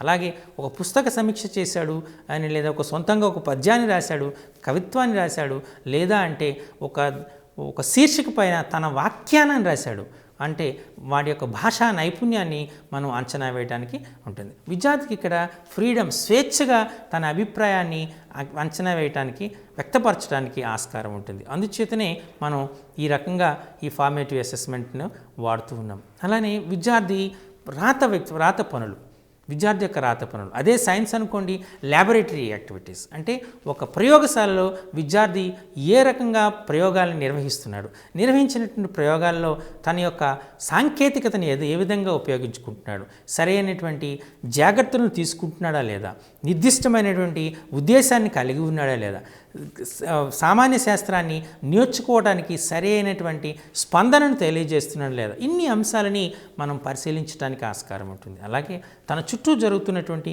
వివిధ అంశాలపైన స్పందించడానికి ఆయన యొక్క ప్రతిస్పందనని కూడా మనం అంచనా వేస్తున్నాం. ఇప్పుడు మనం మిషన్ భగీరథ ఉంది. మిషన్ భగీరథ పైన అతని అభిప్రాయం ఏంటి? ఈరోజు మనం ప్రపంచ తెలుగు మహాసభలు నిర్వహిస్తున్నాం. ఈ ప్రపంచ తెలుగు మహాసభలు నిర్వహించడానికి కారణం ఏంటి? అడగట్టు పోతూ ఉన్నటువంటి తెలుగుని మళ్ళీ పునర్జీవనం చేయాలంటే మనం ఏం చేయాలి? మాతృభాష మనం ఎందుకు విలువ ఇవ్వటం లేదు? ఎందుచేత మనం ఆంగ్ల భాష పైన ఎక్కువగా ఆధారపడ్డాం. మాతృభాషలోనే బోధన జరిగితే ఆ విద్యార్థికి సరైన అవగాహన ఉంటుంది కదా, మరి ఇంగ్లీష్నే మనం ఎందుకు ఎక్కువగా ఆప్ చేసుకుంటున్నాం? ఇలాంటి చాలా ప్రశ్నలు విద్యార్థికి ఇచ్చి దానిపైన విద్యార్థి స్పందింప చేయొచ్చు. ఆయన యొక్క స్పందనని మనం తెలుసుకోవచ్చు. అంటే స్వేచ్ఛగా విద్యార్థి తన అభిప్రాయాలని మనం భాషా రూపంలో వ్యక్తపరచగలుగుతాడు. కాబట్టి అతని యొక్క భాషా నైపుణ్యాలు పెరుగుతాయి. అలాగే సామాజిక పరమైనటువంటి బాధ్యత అనేటువంటిది పెరుగుతూ ఉంటుంది. ఇలా మనం చాలా అంశాలని ఈ ఫార్మేటివ్ అసెస్మెంట్స్లో చేయొచ్చు. అలాగే అతని రాత నైపుణ్యాలు ఎలా ఉన్నాయి అంటే మనం పేపర్ పెన్సిల్ టెస్ట్ పెట్టడం ద్వారా అతని యొక్క రాత నైపుణ్యాలు ఎలా ఉన్నాయి అనేటువంటిది కూడా మనం చేయడానికి ఉపయోగపడుతుంది. కాబట్టి formative assessment it's a formal. మనం పరీక్ష పెడుతున్నప్పుడు తరగతిలో ముందుగా ఎటువంటి అనౌన్స్మెంట్ ఉండదు. అంటే విద్యార్థి పైన ఏ విధమైనటువంటి స్ట్రెస్ స్ట్రెయిన్ రెండు ఉండవు. ఏ విధమైనటువంటి స్ట్రెస్ ఉండదు, ఒత్తిడి ఉండదు. రేపు మీకు తెలుగులో పరీక్ష పెడుతున్నాను లేకపోతే మ్యాథ్స్లో పరీక్ష పెడుతున్నాను ముందస్తు అనౌన్స్మెంట్ ఏమీ ఉండవు. విద్యార్థి స్వేచ్ఛగా యథావిధిగా స్కూల్కి వస్తాడు. ఉపాధ్యాయుడు పాఠం చెప్తున్నప్పుడే కొన్ని ప్రశ్నల ద్వారా విద్యార్థి అవగాహన సామర్థ్యాన్ని అంచనా వేస్తాడు. అంటే విద్యార్థి క్లాస్ రూమ్ రావడానికి చాలా ఇంట్రెస్ట్ చూపుతాడు. మనం ముందుగానే రేపు మీకు పరీక్ష పెడుతున్నాము మీరు రండి అనేటప్పటికి చాలామంది విద్యార్థులు ఆ రోజు రాకుండా డొమ్మ కొట్టే ఛాన్సెస్ ఉంటాయి. కానీ ఇక్కడ మనం అలా చెప్పడం లేదు. అలానే విద్యార్థికి మార్కులు మనం ఏమీ చెప్పడం లేదు. విద్యార్థి యొక్క పర్ఫార్మెన్స్ బాగుందా లేదా అని మాత్రమే చెప్తున్నాం. అంటే విద్యార్థి స్వేచ్ఛగా నేర్చుకోవడానికి ఆస్కారం ఎక్కువగా ఉంటుంది. అలాగే మనం ఏ అంశాల్లో విద్యార్థి ప్రతిభను చూపుతున్నాడు, ఏ అంశాల్లో విద్యార్థి వెనుకబడి ఉన్నాడు అనేటువంటివి పరిశీలించడానికి ఉపయోగపడుతుంది. అలాగే వెనుకబడిన విద్యార్థులకు గల కారణాలు ఏమిటి, వాటిని వెనుకబడితనాన్ని ఏ విధంగా మనం రూపుమాపవచ్చు, దానికి మనం తీసుకోవాల్సినటువంటి బోధనా పద్ధతులు ఏమిటి, బోధనా వ్యూహాలు ఏమిటి, అంటే దిట్ ఈస్ మనం రెమిడియల్ టీచింగ్ అంటాం. మనం ఏ రకమైనటువంటి బోధనా పద్ధతిని మనం ఉపయోగిస్తే ఆ బోధన అనేటువంటి జరుగుతూ ఉంటుంది. ఇటువంటి అంశాలన్నింటినీ కూడా మనం ఈ ఫార్మేటివ్ అసెస్మెంట్లో మనం చేయటం ఉపయోగించడం అనేటువంటి జరుగుతూ ఉంటుంది. మరి సమ్మేటివ్ అసెస్మెంట్ చూద్దాం. ఈ సమ్మేటివ్ అసెస్మెంట్స్ అనేటువంటిది మీకు ఆల్రెడీ చెప్పాం. జనరల్గా మనం రెండు రకాలైనటువంటి అంటే 2 సార్లు మనం సమ్మేటివ్ అసెస్మెంట్ జరుపుకుంటున్నాం.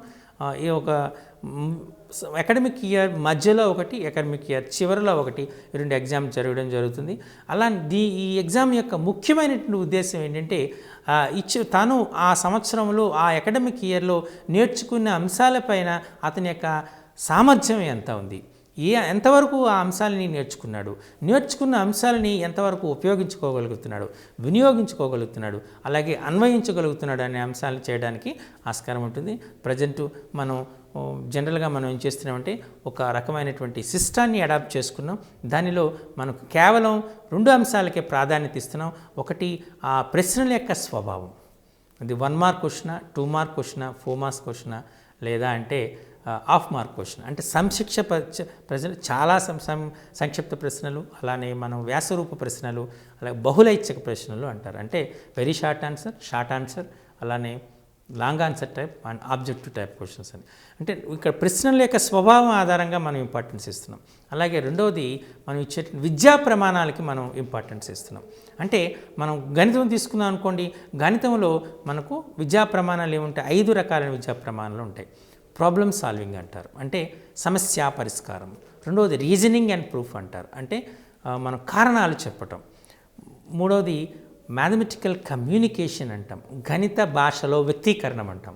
నాలుగవది కమ్యూనికేషన్ కనెక్షన్స్, అంటే సహసంబంధాలు. గణితం మిగతా శాస్త్రాలతో ఏ విధంగా సంబంధం కలిగి ఉందో చెప్తాం. ఐదవది మనం ప్రాతినిధ్యపరచటము, దృశ్యీకరణము, రిప్రజెంటేషన్ అండ్ విజువలైజేషన్ అంటాం. ఈ అంశాల మీద మాత్రమే మనం ప్రాధాన్యత ఇస్తాం. ఒక టెక్స్ట్ బుక్లో ఒక ప్రత్యేకమైనటువంటి సంవత్సరాన్ని, ఉదాహరణకి 10వ తరగతి తీసుకుంటే 10వ తరగతి టెక్స్ట్ బుక్లో 14 పాఠ్యాంశాలు ఉన్నాయి. ఏ పాఠ్యాంశానికి విలువ ఇవ్వము, అన్ని పాఠ్యాంశాలు సమానమే. అవి కొన్ని పాఠ్యాంశాల్లో ప్రశ్నలు రావచ్చు, రాకపోవచ్చు. అంటే ఇక్కడ పాఠ్యాంశాలకు ప్రాధాన్యత ఇవ్వటం జరగటం లేదు. మరి దేనికి ప్రాధాన్యత ఇస్తున్నాము? మనం విద్యా ప్రమాణాలకి ప్రాధాన్యత ఇస్తున్నాం. సమస్యా సాధనకు 40%, 40% ఆఫ్ క్వశ్చన్స్ ఫ్రమ్ సమస్యా సాధన అంటున్నాం.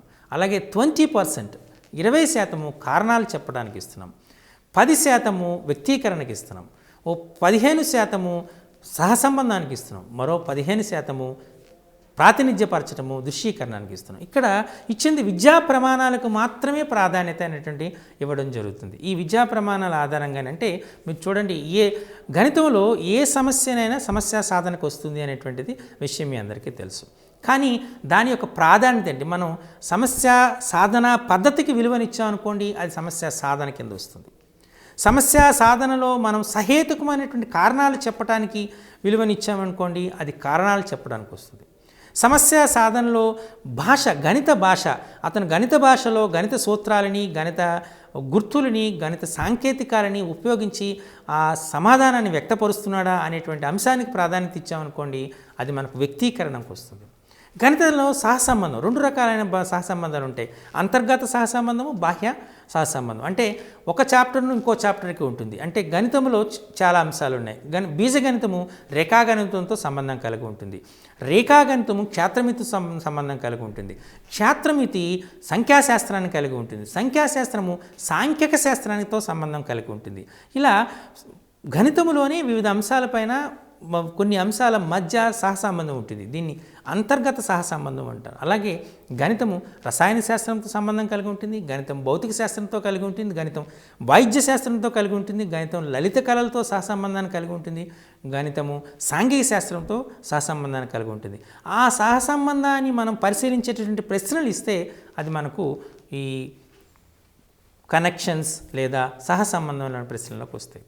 మరి చివరిగా ఉన్నటువంటిది దృశ్యీకరణ, ప్రాతినిధ్యపరచడం. దృశ్యీకరణ, ప్రాతినిధ్యపరచడంలో మనం తీసుకుంటే కొన్ని అంశాలని పటచిత్రంలో వ్యక్తపరచవలసి ఉంటుంది. ఈ క్రింది సమీకరణాన్ని రేఖాచిత్రం ద్వారా చూపము, అంటే గ్రాఫుల ద్వారా చూపడం వస్తుంది.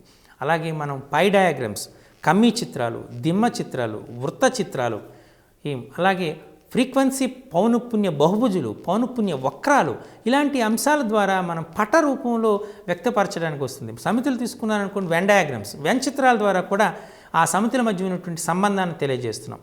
ఈ అంశాలని మనం ఎప్పుడైతే పటచిత్రం ద్వారా దృశ్యీకరణ చేస్తున్నాం, ఇప్పుడు ఒక లంబకోణ త్రిభుజాన్ని తీసుకొని మనం ఒక నిర్దిష్టమైన అక్షంపై వేలాడదీసి దాన్ని సవ్య దిశలో కానీ అవసవ్య దిశలో కానీ త్రిపుతూ ఉంటే అది మనకు కోన్, శంకు ఏర్పడుతుంది. చూసారా? అంటే అక్కడ విజువలైజేషన్, ఆయన దృశ్యీకరణం చేస్తాడు. ఓహో, ఇలా జరిగితే ఇలా ఉంటుంది. అలాగే మనం కోన్ కట్ చేస్తే ఒక శంకును కట్ చేస్తే ఆ శంకు ద్వారా మనకు స్తూపం వస్తుంది, అర్ధగోళం వస్తుంది, అలా గోళం వస్తుంది. వివిధ అంశాలు అనేటువంటి వస్తాయి. ఏ విధంగా ఈ అంశాలు ఇమిడి ఉన్నాయి అనేటువంటిది అంచనా వేయటానికి ఉంటుంది. ఇలా దృశ్యీకరణము, ప్రాతినిధ్యపరచటం, ఈ అంశాలని మనం పరిశీలిస్తూ ఉంటాం. ఇలా అన్ని అంశాలలో మనం ఈ విద్యా ప్రమాణాన్ని పరిశీలించి తద్వారా విద్యార్థి యొక్క నైపుణ్యాలని మనం అంచనా వేస్తాం. అందుచేత దీన్ని సమ్మేటివ్ అసెస్మెంట్ అంటారు. ఇది పూర్తిగా మనకు రాత పరీక్ష పైన ఆధారపడుతుంది. మనం ఒక్కొక్క సబ్జెక్ట్కి ప్రజెంట్ అయితే 6th, 7th, 8th క్లాస్ వరకు ఒక పేపరే పెడుతున్నాం. 9th and 10th వచ్చేటప్పటికి నాన్ లాంగ్వేజెస్లో 2 పేపర్లు పెడుతున్నాం. పేపర్ 1, పేపర్ 2 అంటున్నాం. మనం 80 మార్కులకు సమ్మేటివ్ అసెస్మెంట్ని కండక్ట్ చేస్తున్నాం.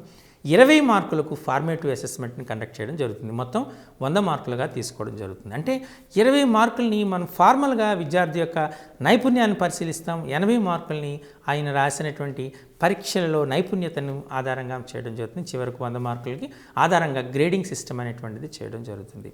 అంటే విద్యార్థికి కేవలము బైహార్టింగ్ నేచర్, కంఠస్థ పెట్టే తత్వము, అలాగే విషయాన్ని వల్లెవేయటము, తిరిగి దాన్ని రాయటం అనే అంశాలను కాకుండా విద్యార్థి యొక్క అవగాహన సామర్థ్యము, నైపుణ్యము, అలాగే ఆయనకు ఉన్నటువంటి ఈస్థెటిక్ సెన్స్, సౌందర్యోపాసనను చూస్తున్నాము, అలాగే క్రియేటివిటీ అనేటువంటి సృజనాత్మకతను పరిశీలిస్తున్నాము, అలాగే పార్టిసిపేషన్, ఆయన యొక్క ప్రాతినిధ్యాన్ని చూస్తున్నాం. ఇలా అన్ని అంశాలని పరిశీలించి విద్యార్థిని అంచనా వేసి చివరిగా ఫలితాన్ని మనం వ్యక్తపరచడం అనేటువంటి జరుగుతుంది. మరి ఈ ఫార్మేటివ్ అసెస్మెంట్స్లో మనం ఏం చేస్తున్నాం? జనరల్గా ఫార్మేటివ్ అసెస్మెంట్స్లో మనం చేసినటువంటి దాన్ని class work, homework, oral questions, quiz, projects, assignments అని మనం ముందుగా అనుకున్నాం. కానీ ఒక్కొక్క సబ్జెక్టుకు ఒక్కొక్క టూల్స్గా నిర్ణయించడం జరిగింది. మనం గణిత శాస్త్రం కాబట్టి ఈ గణిత శాస్త్రంలో 4 రకాలైనటువంటి టూల్స్ ఉండటం అనేటువంటి మనం పరిశీలించవచ్చు. మొదటిది నూతన ప్రశ్నలని తయారు చేయటం, జనరేటింగ్ న్యూ క్వశ్చన్స్. రెండవది రాత పని, ఆ విద్యార్థి యొక్క రాత పని ఎలా ఉంది అనేటువంటిది అంచనా వేయటం. మూడవది ప్రాజెక్ట్స్, ఆయన యొక్క ప్రాజెక్ట్స్ వర్క్స్ ఎలా చేయాలి. నాలుగవది మనం చేసినటువంటిది పేపర్ పెన్సిల్ టెస్ట్, అంటే మన స్లిప్ టెస్ట్ అని కూడా అనే పదం కూడా వాడుకలో ఉంది. సో మొదటిది మనం చూస్తే, మొదటిది చూడేటప్పుడు నూతన ప్రశ్నలను తయారు చేయటం. ఒకప్పుడు మనం స్టార్టింగ్లో నూతన ప్రశ్నలు తయారు చేస్తే 5 మార్కులు, అలాగే ఆ ప్రశ్నలకి సమాధానం రాస్తే 5 మార్కులుగా అనౌన్స్ చేయడం జరిగింది. కానీ చివరకు మనకు నూతన ప్రశ్నల్ని తయారు చేయడానికి మాత్రమే మనం 5 మార్కులు కేటాయించాం. దాన్నే మనం పరిగణలోకి తీసుకుంటాం. ఒక విద్యార్థి నూతన ప్రశ్నలను ఎప్పుడు తయారు చేయగలుగుతాడు అంటే ఆ విద్యార్థి ఆ పాఠ్యాంశాన్ని సమగ్రంగా అర్థం చేసుకున్నప్పుడే చేస్తాడు, ఒకటి. రెండోది, ఆయనకు గణిత భాష పైన పట్టు ఉండాలి. గణిత భాష పైన పట్టు ఉంటే గణిత పదజాలం తెలిసి ఉండాలి, అలాగే గణిత సాంకేతికాల గురించి తెలిసి ఉండాలి, గణిత గుర్తులను గురించి కూడా తెలిసి ఉండాలి. ఇలా గణిత భాషను ఉపయోగించి ప్రశ్నను తయారు చేయగలుగుతాడు. అలానే అంటే ఏ రకమైన ప్రశ్నలను తయారు చేయాలి అనే అంశాన్ని కూడా ఆలోచిస్తాడు.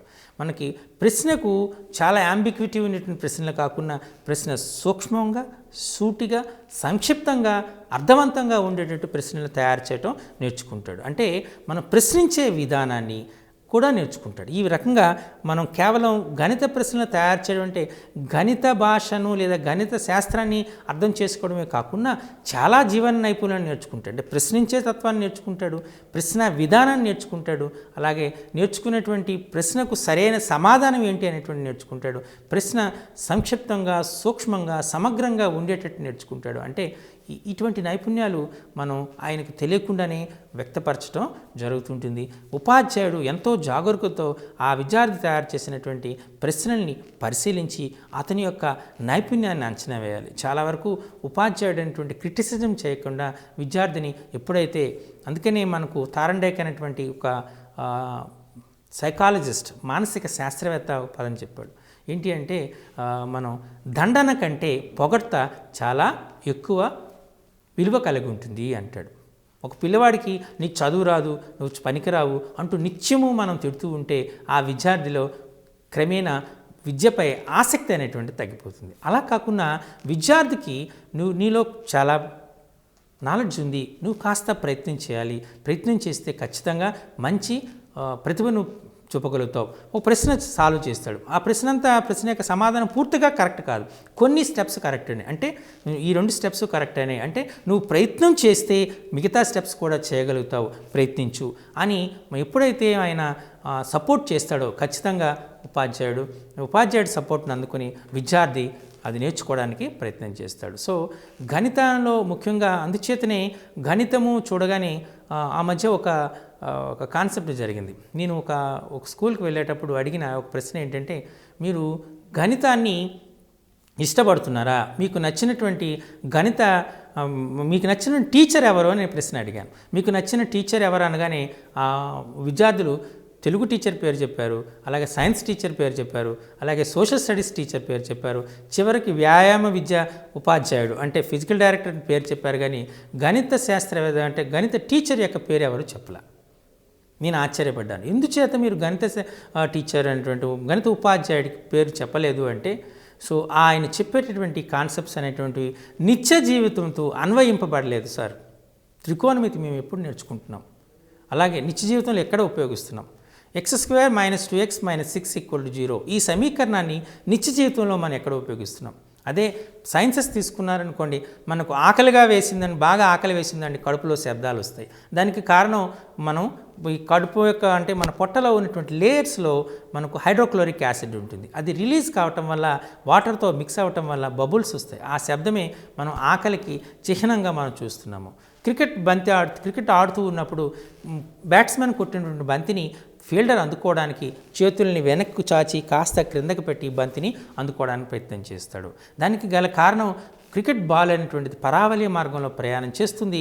అలాగే మనం ఇంపల్స్ అనేటువంటి కారణం నేరుగా బంతి చేతిని తాకితే ఎక్కువ పెయిన్ వస్తుంది. కాబట్టి అది నిశ్చల స్థితికి రావడానికి, అంటే విరామ స్థితికి రావడానికి ఎక్కువ సమయాన్ని మనం కేటాయిస్తే మన చేతిపై కలిగేటువంటి పీడనం లేదా ఒత్తిడి తగ్గుతుంది. కాబట్టి మనం సులభంగా ఆ బంతిని పట్టుకోగలము. ఇలా ప్రతి నిత్యము మన నిత్య జీవితంతో అన్వయించబడేటువంటి అంశాలను చెప్తారు. కాబట్టి మాకు సైన్స్ అన్నా సామాజిక శాస్త్రం అన్నా ఇష్టం, కానీ గణితం ఈ విధంగా ఉపయోగపడదు కాబట్టి గణితంపై మాకు ఆసక్తి లేదు అనేటువంటి చెప్తున్నారు. ఇది చాలా తప్పు.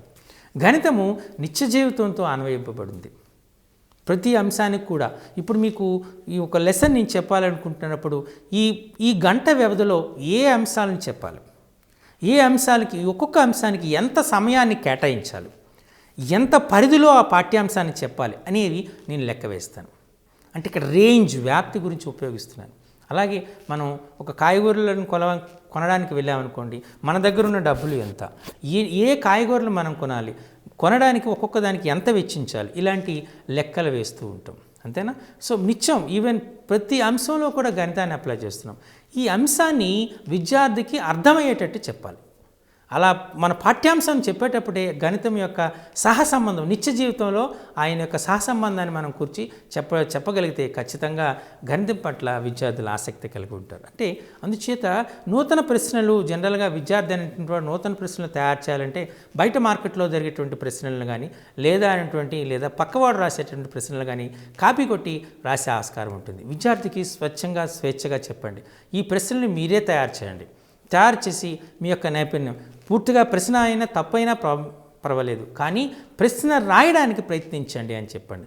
మొదటిసారి విద్యార్థి తప్పు చేస్తాడు, తర్వాత విద్యార్థి ఖచ్చితంగా దాన్ని కరెక్ట్గా చేసేటువంటి అవకాశం అనేటువంటిది ఉంటుంది. ఈ రకంగా విద్యార్థిని మనము ఒక ఇంట్రెస్ట్ కలిగేటట్టు చెప్పడమే, ఉత్సాహపరచడమే కాకుండా విద్యార్థి తన యొక్క నైపుణ్యాన్ని అభివృద్ధి పరచుకోవడానికి ఆస్కారం ఉంటుంది. అలాగే మనం చెప్పినట్టు నిర్మాణాత్మక ప్రశ్నలు టెక్స్ట్ బుక్లో ఇచ్చాం, ఇవి చేయండి, ప్రయత్నించండి, ఆలోచించి చర్చించి రాయండి అనేటువంటిది. వీటి ద్వారా విద్యార్థి యొక్క అన్ని రకాలైనటువంటి నైపుణ్యాలను ప్రయోగిస్తున్నాం. ఆయన యొక్క అండర్స్టాండింగ్ స్కిల్స్ని, అంటే అవగాహన సామర్థ్యాన్ని, భాషా సామర్థ్యాన్ని, అలాగే పటచిత్రాలను గీసేటటువంటి సామర్థ్యాన్ని, ఇలా చాలా సామర్థ్యాన్ని మనం పరిశీలన చేయడం జరుగుతూ ఉంటుంది. విద్యార్థి ఎంతవరకు నోట్స్లో ప్రాపర్గా రాస్తున్నాడు, అంటే నీట్గా రాస్తున్నాడా లేదా, రాసిన అంశాలని సంక్షిప్తంగా సమగ్రంగా రాస్తున్నాడా లేదా, ఆయన సాధించేటటువంటి సమస్యా సాధన విధానం ఏమిటి, నూతన పద్ధతుల్లో సాధిస్తున్నాడా, నూతన పద్ధతులు సాధించడానికి ప్రయత్నం చేస్తున్నాడా, ఇలాంటి అంశాలు కూడా మనం ఈ క్లాస్ వర్క్ వాటిలో మన రాత పనుల్లో మనం పరిశీలించడానికి ఉపయోగపడుతుంది. మరి ప్రాజెక్ట్స్ అనేటువంటి తీసుకున్నాం. ప్రాజెక్ట్స్ అనేటువంటిది చాలా ఇంపార్టెంట్. మనం ఒక నిర్దిష్టమైనటువంటి లక్ష్యాన్ని ఇస్తున్నాం. ఆ లక్ష్యం ఆధారంగా విద్యార్థి సమాచారాన్ని సేకరించినటువంటి సమాచారాన్ని విశ్లేషణ చేస్తాడు.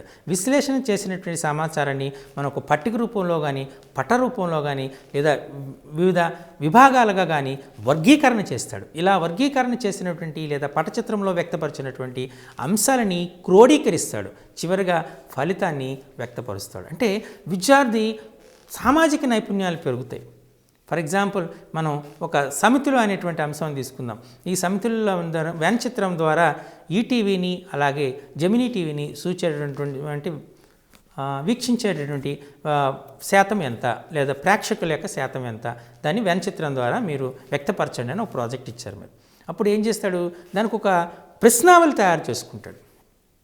ఈటీవీని ఎంతమంది చూస్తున్నారు, ఈటీవీని చూడడానికి గల కారణాలు ఏమిటి, జెమినీ టీవీని ఎంతమంది చూస్తున్నారు, జెమినీ టీవీని చూడగల కారణాలు ఏమిటి, ఈటీవీలో ఏ అంశాలు ఆసక్తిదాయకంగా ఉంటాయి, అలాగే జెమినీలో కూడా ఏ అంశాలు ఆసక్తిదాయకంగా ఉంటాయి. ఒకవేళ ఈటీవీ రేటింగ్ ఎక్కువ ఉందనుకోండి, దానికి గల కారణాలు ఏమిటి, జెమినీ టీవీలో తక్కువ రావడానికి గల కారణాలు ఏమిటి, ఇలా అంచనా వేయడం జరుగుతుంది. కొద్దిమంది ఈటీవీని జెమినీ టీవీ రెండింటినీ చూస్తారు. కేవలం ఈటీవీని చూసిన వాళ్ళు మాత్రమే ఎంతమంది, కేవలం జెమినీ టీవీని చూసే వాళ్ళు ఎంతమంది, అలాగే ఈటీవీని జెమినీ టీవీని రెండింటినీ చూసే వాళ్ళు ఎంతమంది, అసలు దేనిని చూడని వాళ్ళు ఎంతమంది, కారణాలేంటి, ఇవన్నీ ఈ అంశాలన్నింటినీ సేకరించి పటచిత్రంలో వ్యక్తపరిచి విద్యార్థి తన యొక్క నైపుణ్యాన్ని ప్రదర్శించడం జరుగుతుంది. అదేవిధంగా మన యొక్క అంశం జరుగుతుంది. ఇంకొకటి ఫర్ ఎగ్జాంపుల్ సాంఘిక శాస్త్రం తీసుకుందాం. సాంఘిక శాస్త్రంలో ఒక తరగతిలో ఉన్నటువంటి విద్యార్థుల యొక్క ఫుట్ సైజు ఎంత, ఆయన వేసుకునేటువంటి చెప్పుల యొక్క సైజు ఎంత అనేటువంటిది మనం అంచనా వేయాలి. దీన్ని మోడ్ అంటాం. బాహుళకం ఎంత అని ప్రశ్నిస్తాం. అప్పుడు ఏం చేస్తాడు విద్యార్థి అనేటువంటి తరగతిలో ఉన్న విద్యార్థులందరి యొక్క వేసుకున్నట్టు చెప్పు యొక్క సైజుని తీసుకుంటాడు. ఒకటి 6 ఉండొచ్చు, ఒకటికి 7 ఉండొచ్చు, ఒకటికి 8 ఉండొచ్చు. ఇలా వాటన్నిటిని పేరు వాని యొక్క ఫుట్ సైజు అన్నిటిని వేసుకుంటాడు. ఏ సైజు ఎక్కువగా ఉండేటువంటిది అని తీసుకుంటాడు. ఫర్ ఎగ్జాంపుల్ 7 ఉంది, 8th క్లాస్ పిల్లవాడికి 7 సైజ్ ఫుట్ సైజు ఉంది, దాన్ని అంచనా వేస్తాడు. 8th క్లాస్ చదువుకున్న పిల్లవాడు అంటే సుమారు 13 సంవత్సరాల వయసు ఉండేటువంటి 13 సంవత్సరాల వయసు పిల్లవాడికి ఈ సైజు ఉంటుంది అనేటువంటి అంచనా వేస్తాడు. ఇలా చివరికి ఏం చేస్తుంది మనకు చూసుకున్నప్పుడు ఫుట్ సైజు 13 సంవత్సరాల వయసు వాడికి సాధారణంగా ఉంటుంది. అంటే ఇలా మనం చూస్తూ ఉన్నాం. ఒకప్పుడు మనం బట్టలకు వెళ్ళామనుకోండి, బట్టలు తీసుకున్నాం అనుకోండి, కుట్టించడానికి మనం వెళ్ళి మెజర్మెంట్స్ ఇచ్చి ఆ టైలర్ని బ్రతమాలి చివరకు బట్టలు కుట్టించుకున్నాం. ఇప్పుడు సింపుల్గా రెడీమేడ్ డ్రెస్సెస్ వేసుకుంటున్నాం. అంటే ఆల్రెడీ స్టిచ్ చేసినటువంటి బట్టలు మనం వేసుకుంటున్నాం. మన వయసు ఎంత, మన శరీర ఆకృతి ఏంటి, దాని ఆకృతి ఆధారంగా మనకు వేసేది అది మన షర్ట్ అనుకోండి, మగపిల్లలు అనుకోండి 32 సైజా, 34 సైజా, 36 సైజా, లేదా 42 సైజా, 44 సైజు, ఇలా మనకు ఒక సైజులు ఉంటాయి. అంటే ఈ వయసు వాళ్ళు లేదా ఈ శరీర ఆకృతి కలిగినటువంటి వాళ్ళకి ఈ సైజు ఉంటుంది. దీన్ని మనం గణితంలో బాహుళకము అంటారు. అంటే కామన్గా ఉన్నటువంటి ఏదైతే ఎక్కువగా రిపీట్ ఉంటుందో, ఇంకా చెప్పాలంటే సరాసరిగా ఎలా ఉంటుంది అనేటువంటిది చూసుకుంటారు. అందుచేతనే ట్రయల్ రూమ్లో పోయి ఆ డ్రెస్ దాన్ని సరిపోయిందా లేదా చూసుకుని సరిపోతే ఆ డ్రెస్ని కొనుక్కునేటువంటి అవకాశం ఉంటుంది. సో ఇక్కడ ఇలాంటి అంశాలు అనేటువంటివి నిత్య జీవితంతో అన్వయింపబడి ఉండాలి, ముడిపడి ఉండాలి.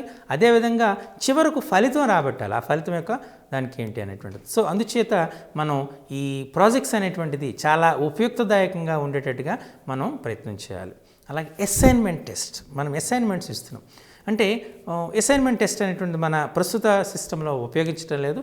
ఈ అసైన్మెంట్ టెస్ట్ అనేటువంటి వాస్తవంగా పాత అంటే 2015కి ముందు ఉన్నటువంటి మూల్యాంకన విధానంలో ఉంది. కానీ ఇప్పుడు మనం కేవలం పేపర్ పెన్సిల్ టెస్ట్ను వాడుతున్నాం. సో పేపర్ పెన్సిల్ టెస్ట్ అనేటువంటి దాన్ని తీసుకుంటే మనం 20 మార్కులకు ప్రశ్నలు ఇస్తాం. అవి 1 మార్కు ప్రశ్నలు కావచ్చు, 2 మార్కుల ప్రశ్నలు కావచ్చు, 4 మార్కుల ప్రశ్నలు కావచ్చు, లేదా వీటి యొక్క సమాహారం కావచ్చు, ఏదైనా అవ్వచ్చు. చివరికి 20 మార్కులకు ప్రశ్నలు పెడతాం. కానీ ఇందులో చాలా జాగ్రత్త పడవలసినటువంటి అంశం ఏంటంటే ముందుగా ఏ విధమైనటువంటి అనౌన్స్మెంట్ ఉండకూడదు.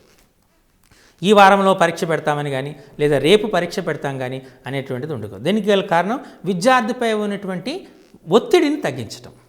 ఎప్పుడైతే మనం అనౌన్స్మెంట్ చేస్తామో కేవలం అంశాలను నేర్చుకోవడానికే ప్రాధాన్యత ఇస్తాడే తప్ప మిగతా అంశాలపైన ఆయన దృష్టి కేంద్రీకరించడు. కాబట్టి అలా కాకుండా ఉపాధ్యాయుడు తనకు కేటాయించిన పీరియడ్లోనే ఈరోజు ఆ క్షణమే అనౌన్స్ చేస్తాడు. ఈరోజు మనం ఈ అంశాలపైన కొన్ని ప్రశ్నలు ఇస్తాను, వాటిని మీరు సమాధానాలు రాయవలసి ఉంటుంది అని చెప్పడం మాత్రమే. ఈరోజు పరీక్ష పెడుతున్నాను, ఆ పరీక్షలో మార్కులు మంచిగా తెచ్చుకోవాలి అనేటువంటిది కాదు. ఇందులో మనం ఇచ్చినటువంటి ఒక కండిషన్ ఏంటి అంటే ఈ పేపర్ పెన్సిల్ టెస్ట్ అని కానీ స్లిప్ టెస్ట్ అని కానీ ఒకేసారి మాత్రమే కండక్ట్ చేయాలి, ఎక్కువ సార్లు కండక్ట్ చేయకూడదు. ఇలా ఎక్కువ సార్లు కండక్ట్ చేయడం వల్ల మనకు అంటే ఒక విద్యార్థికి 20 మార్కులు వచ్చినంత వరకు పరీక్ష పెట్టడం అనేటువంటి కొంతమంది చేస్తున్నారు. అది వాస్తవం కాదు. ఒక్కసారి మాత్రమే పరీక్ష మనం కండక్ట్ చేయాలి. అయితే కొన్ని సందర్భాల్లో మనం పరీక్ష పెట్టిన రోజు నాడు విద్యార్థి ఆబ్సెంట్ అవ్వచ్చు, లేదా ఆయన యొక్క ఆరోగ్య కారణాల వల్ల ఆ రోజు పరీక్ష రాయలేకపోవచ్చు సరిగా. అటువంటి విద్యార్థికి మరోసారి మనం అవకాశం ఇచ్చి తద్వారా ఆయన యొక్క పర్ఫార్మెన్స్ని మనం అంచనా వేయచ్చు. ఈ విధంగా ఈ పేపర్ పెన్సిల్ టెస్ట్ అని కానీ స్లిప్ టెస్ట్ అని దాన్ని కూడా విద్యార్థి అనేటువంటి వాడు అంచనా వేయచ్చు. అంటే ఇక్కడ 4 టూల్స్ని మనం వాడుతున్నాం. ఎస్పెషల్లీ మ్యాథమెటిక్స్లో అయితే ఒకటి ఆయన యొక్క creating new questions, generating new question, నూతన ప్రశ్నల్ని తయారు చేయటం. దీనికి 5 మార్కులు ఇస్తున్నాం. అలాగే ఆయన యొక్క రాత పని అంటే ఆయనకి ఇచ్చినటువంటి హోంవర్క్స్ కానీ క్లాస్ వర్క్స్ కానీ ఏ విధంగా రాస్తున్నాడు పరిశీలన చేసి దానికి 5 మార్కులు ఇవ్వటం జరుగుతుంది. మూడవది ప్రాజెక్ట్స్. ఈ ప్రాజెక్ట్స్లో ఆయన ఇచ్చినటువంటి లక్ష్యం ఏంటి, ఆ లక్ష్యం ఆధారంగా పేపర్ ప్రజెంటేషన్ చేస్తున్నాడా లేదా, అలాగే ప్రజెంటేషన్ చేయగలుగుతున్నాడా లేదని చేస్తారు. అంటే మనం జనరల్గా ఏం చేస్తామంటే నలుగురికి ఒక ప్రాజెక్ట్ ఇస్తాం. ఇండివిజువల్గా ఒక ప్రాజెక్ట్ ఇవ్వచ్చు, కానీ వాస్తవంగా పరిస్థితుల్లో అవి జరపడం కష్టం కాబట్టి ఒక నలుగురికి ప్రాజెక్ట్స్ ఇస్తున్నాం. ఆ నలుగురు ప్రాజెక్ట్స్ తయారు చేస్తారు, కానీ ఇందులో స్పెసిమెన్ షుడ్ బి డిఫరెంట్. ప్రతి వాడిది కూడా వేరే వేరేగా ఉంటుంది. మొదటి రోజు ఫార్మేట్ 1 టైంలో మొదటి ఒక వ్యక్తి ప్రాజెక్ట్ని ప్రజెంట్ చేస్తాడు, రెండో వ్యక్తి ప్రాజెక్ట్ని ప్రజెంట్ చేస్తాడు, మూడో వ్యక్తి మూడో ఫార్మేట్లో చేస్తాడు, నాలుగో వ్యక్తి నాలుగో ఫార్మేట్ని ప్రజెంట్ చేస్తాడు. ఈ రకంగా మనం ప్రాజెక్ట్స్ని ప్రజెంట్ చేసేటువంటి ఆస్కారం ఉంటుంది. ప్రతివాడు కూడా ఆ ప్రాజెక్ట్ని ఒక సవివరమైనటువంటి సమగ్ర నివేదికను తయారు చేయడం అనేటువంటి ఉంటుంది. ప్రాజెక్ట్ యొక్క ఫలితం మాత్రం ఖచ్చితంగా mention, what is the outcome of the project అనేటువంటిది చాలా ఇంపార్టెంట్. ఇది మనం ప్రాజెక్ట్స్ గురించి ఫార్మేటివ్ అసెస్మెంట్స్లో మనం 20 మార్కులు కండక్ట్ చేస్తాం. 5 మార్కులు 5 అని చేస్తాం, క్లియర్గా మెన్షన్ చేస్తాం. మనలో మొదటి టూల్లో ఎన్ని మార్కులు వచ్చాయి, రెండవ టూల్లో ఎన్ని మార్కులు వచ్చాయి. దీన్ని ఫార్మేట్ 1లో వచ్చిన మార్కులు తీసుకుంటాం, ఫార్మేట్ 2లో వచ్చిన మార్కులు తీసుకుంటాం. ఆ రెండింటి యొక్క మార్కుల యొక్క సరాసరిని సమ్మేట్ 1లో కలపడం జరుగుతుంది. అలాగే ఫార్మేట్ 3ని తీసుకుంటాం, ఫార్మేట్ 4ని తీసుకుంటాం, వాటి యొక్క సరాసరిని సమ్మేట్ 2లో కలిపి, అంటే ఫార్మేట్ 1, ఫార్మేట్ 2, ఫార్మేట్ 3, ఫార్మేట్ 4 ఈ 4 ఫార్మేటివ్ అసెస్మెంట్స్ యొక్క సరాసరిని తీసుకుని, అలాగే సమ్మేటివ్ 1, సమ్మేటివ్ 2లో వచ్చినటువంటి మార్కుల సరాసరిని తీసుకుని మొత్తాన్ని 100 మార్కులకు మనం కలెక్ట్ చేయడం జరుగుతుంది. సో ఫార్మేటివ్ అసెస్మెంట్ అనేటువంటిది ఉపాధ్యాయుని చేతిలో ఉన్నటువంటి కీలకమైనటువంటి అంశంగా చేయాలి. కేవలం ఇక ఫార్మేటివ్ అసెస్మెంట్ అని కదా ప్రతి విద్యార్థికి 20 మార్కులు వేస్తాను, 18 మార్కులు వేస్తానంటే మనకు ఈ నిరంతర సమగ్ర మూల్యాంకనానికి ఉండేటువంటి అంశంగా మనం పూర్తిగా ఫెయిల్ అయినట్టు అవుతుంది. కాబట్టి ఈ 20 మార్కులు కూడా చాలా ఇంపార్టెంట్. విద్యార్థి యొక్క సమగ్రమైనటువంటి నైపుణ్యాన్ని మనం పరిశీలించాలంటే ఖచ్చితంగా ఈ ఫార్మేటివ్ అసెస్మెంట్లో ఉపాధ్యాయుడు చాలా జాగ్రత్తగా ఉండాలి. వివిధ సబ్జెక్టులకి వివిధ టూల్స్ అనేవి ఉంటాయి. జనరల్గా అన్ని సబ్జెక్టులకి ఈ ప్రాజెక్ట్ అనేటువంటి ఈక్వల్గా ఉంటుంది. పేపర్ పెన్సిల్ టెస్ట్ కూడా ఉంటుంది, రాత పనులు కూడా ఉంటాయి. కేవలం మొదటి టూల్లోనే మార్పు ఉంటుంది. గణితానికైతే నూతన ప్రశ్నలు తయారు చేయటం, అలాగే సైన్స్కి అయితే ల్యాబొరేటరీ, సోషల్ స్టడీస్కి అయితే సామాజిక పరిస్థితులపైన ప్రతిస్పందించడం అనేటువంటిది ఉంటుంది. ఇవి ఈ 4 అంశాలు. ఈ 4 అంశాల ద్వారా కూడా మనం విద్యార్థి యొక్క నైపుణ్యాలను పరిశీలించడానికి ఆస్కారం ఉంటుంది. సో ఈ ఫార్మేటివ్ అసెస్మెంటు ఇంతకు ముందు ఉండేది కాదు. అంటే యాక్చువల్గా ఒక ఒపీనియన్ కూడా ఉంది. పూర్వం మనం 4 యూనిట్ టెస్టులు కండక్ట్ చేసేవాళ్ళం, అలాగే క్వార్టర్లీ, హాఫ్ ఇయర్లీ, యాన్యువల్లీ అనే ఎగ్జామినేషన్స్ కండక్ట్ చేసేవాళ్ళం.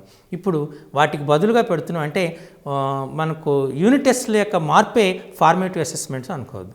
యూనిట్ టెస్ట్లో కేవలం మనం ప్రశ్నలు ఇచ్చి ఆ ప్రశ్నల ఆధారంగా రాసిన సమాధానాల ఆధారంగా మనం విద్యార్థి యొక్క ప్రతిభను అంచనా వేసేవాళ్ళం. కానీ ఇక్కడ మనం 4 టూల్స్ ద్వారా, నిర్దేశించినటువంటి 4 టూల్స్ ద్వారా విద్యార్థి యొక్క నైపుణ్యాల్ని మనం అంచనా వేయడం జరుగుతుంది. It's an formative assessment, it's assessment అంటే అంచనా వేస్తున్నాం.